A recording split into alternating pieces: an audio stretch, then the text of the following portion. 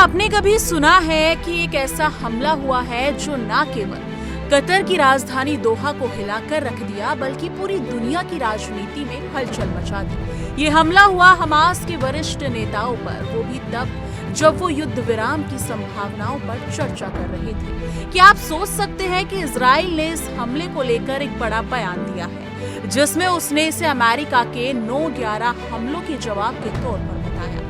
ये मामला न केवल सैन्य कार्रवाई का है बल्कि कूटनीति, आतंकवाद और वैश्विक राजनीति का जटिल जाल है।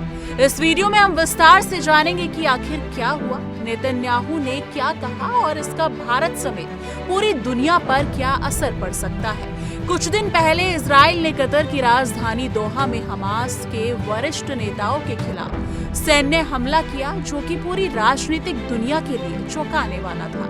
ये हमला इसलिए भी विवादित हो गया क्योंकि दोहा को हमेशा मध्य पूर्व में शांति की उम्मीदों का केंद्र माना जाता रहा है, जहां विभिन्न पक्ष युद्ध विराम की बातचीत करते हैं। इजराइल ने दावा किया कि इस हमले से आतंकवाद के खिलाफ एक जरूरी कदम उठाया गया है, खासकर तब जब हमास ने 7 अक्टूबर को इजराइल पर बड़े हमले किए थे। इस हमले ने क्षेत्रीय राजनीतिक संतुलन को तोड़ दिया है और कतर समेत कई देशों की नाखुशी को जन्म दिया है। कतर ने इस हमले को कायरतापूर्ण और अंतर्राष्ट्रीय कानून का उल्लंघन बताया, जबकि इजराइल इसे आत्मरक्षा का हिस्सा मान रहा है। इस पूरे विवाद के बीच इजराइल के प्रधानमंत्री बेंजामिन नेतन्याहू ने एक वीडियो संदेश जारी किया, जिसमें उन्होंने इस कार्रवाई की तुलना अमेरिका के 9/11 हमले के बाद की गई कार्रवाई से की और कतर सहित इन सभी देशों को चेतावनी दी जो आतंकवादियों को पनाह देते हैं। नेतन्याहू ने अपने संदेश में कहा कि हमने वही किया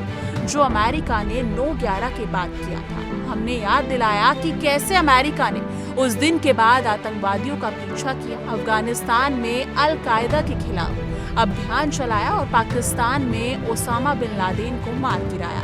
उनका कहना था कि आतंकवाद के खिलाफ वैश्विक लड़ाई में हर देश की जिम्मेदारी है कि वो आतंकियों को पनाह ना दे। नेतन्याहू ने कतर पर आरोप लगाया कि वो हमास को वित्तीय मदद मुहैया कराता है और उसके आतंकवादी नेताओं को सुरक्षित ठिकाना देते हैं। उन्होंने कतर और अन्य देशों को साफ चेतावनी दी कि यदि वो आतंकवादियों को देश से नहीं निकालेंगे या न्याय के सामने नहीं लाएंगे तो इजराइल खुद कार्रवाई करेगा। नेतन्याहू ने इस हमले को अपने देश का 9/11 मूवमेंट बताते हुए ये भी कहा कि इस घटना ने इजराइल के लिए आतंकवाद के खिलाफ लड़ाई को सख्त बना दिया है। हालांकि इस हमले की अंतर्राष्ट्रीय प्रतिक्रिया मिली-जुली रही। कतर ने इसे अंतर्राष्ट्रीय कानून का उल्लंघन बताया और शांति प्रयासों को बाधित करने वाला कदम करार दिया। कतर का कहना था कि ये हमला क्षेत्रीय शांति को खतरे में डाल सकता है, क्योंकि दोहा पर हमला एक अमेरिकी सहयोगी देश में हुआ, जिससे मध्य पूर्व में तनाव और बढ़ सकता है। इसके अलावा विश्व के कई देश भी इस हमले पर चिंता जताने लगे, क्योंकि वो शांति वार्ता के बीच हुई है। जी हाँ, नेतन्याहू ने इन आलोचनाओं को सिरे से खारिज करते हुए कहा कि इजराइल आतंकवाद के खिलाफ अपनी आत्मरक्षा कर रहा है और जो देश उन्हें निंदा कर रहे हैं उन्हें शर्म आनी चाहिए। उनके अनुसार इजराइल की कार्रवाई पूरी तरह से आतंकवाद विरोधी नियमों के तहत है और उसे समर्थन मिलना चाहिए, ना कि निंदा। ये बयान दर्शाता है कि इजराइल अपनी सैन्य नीति में कोई नरमी नहीं दिखाने वाला और आतंकवाद के खिलाफ सख्त कदम उठाता रहेगा।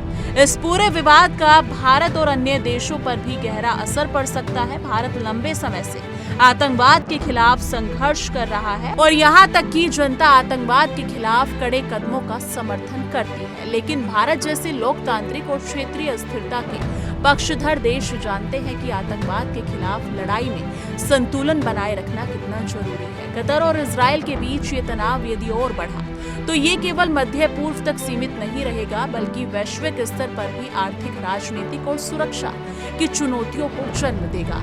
भारत जैसी बड़ी अर्थव्यवस्था के लिए इस तरह के तनावों से प्रभावित होने का खतरा रहता है, क्योंकि मध्य पूर्व से तेल, गैस और अन्य संस्थानों की आपूर्ति विश्व भर के लिए जरूरी है। इसलिए भारत और अन्य देशों के लिए ये महत्वपूर्ण है कि इस मामले में संयम और कूटनीति को महत्व दें।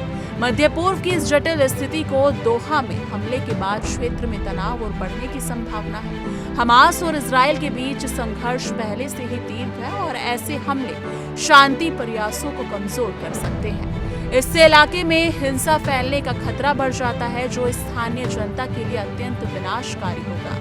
इसी वजह से अंतर्राष्ट्रीय समुदाय को इस विवाद को सुलझाने के लिए जल्दी और प्रभावी कदम उठाने होंगे। केवल सैन्य कार्रवाई ही समाधान नहीं है, बल्कि शांति वार्ता, कूटनीति और समझौते के रास्ते खोजे जाने चाहिए ताकि स्थायी समाधान निकल सके। तो दोस्तों, ये मामला सिर्फ एक सैन्य हमले या राजनीतिक बयान का नहीं है। ये आतंकवाद के खिलाफ वैश्विक लड़ाई की जटिलताओं और वैश्विक राजनीति की सच्चाई को दर्शाता है। नेतन्याहू का बयान, कतर की प्रतिक्रिया और अंतर्राष्ट्रीय आलोचनाएं हमें ये सोचने पर मजबूर करती हैं कि आतंकवाद के खिलाफ लड़ाई में कठोरता के साथ साथ समझदारी, संयम और कूटनीति भी जरूरी है। केवल हथियारों से आतंकवाद खत्म नहीं होगा, बल्कि उसकी जड़ें भी खत्म होंगी जब सभी देशों के बीच सहयोग और समझ बनी रहे।